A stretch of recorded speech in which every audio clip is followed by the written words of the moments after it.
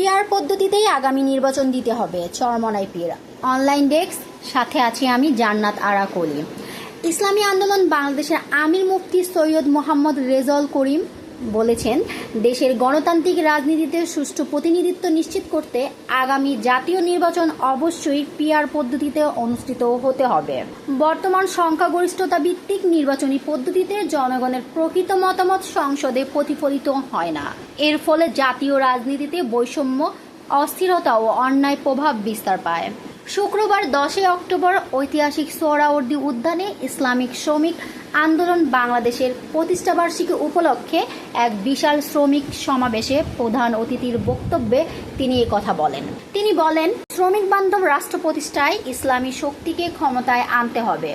বর্তমানে দেশে ইসলামকে ক্ষমতা আনার উপযুক্ত পরিবেশ সৃষ্টি হয়েছে। সেই সুযোগ কাজে লাগাতে পিআর পদ্ধতি বাস্তবায়ন করা জরুরি।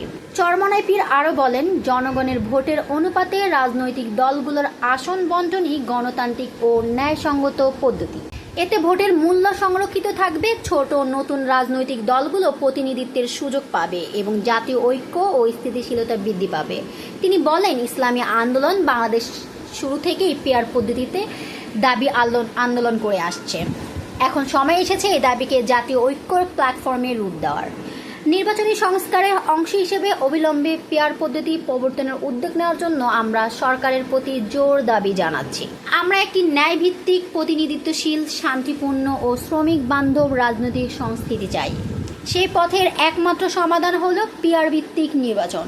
সমাবেশে বিশেষ অতিথি হিসেবে উপস্থিত ছিলেন ইসলামী আন্দোলন বাংলাদেশের সিনিয়র নায়েবে আমির মুফতি মোহাম্মদ ফয়জুল করিম সাহেকে চরমনাই। তিনি বলেন, ইসলামী শ্রমনীতি বাস্তবায়ন ছাড়া কখনোই শ্রমিকদের অধিকার প্রতিষ্ঠিত হবে না। ইসলামী আন্দোলন বাংলাদেশে এমন একটি রাষ্ট্র গঠন করতে চায় যেখানে মানুষ ও কুকুর খাদ্যের জন্য লড়াই করবে না, মালিক শ্রমিক দ্বন্দ্ব থাকবে না, সবাই মিলেমিশে শান্তিপূর্ণভাবে বসবাস করবে।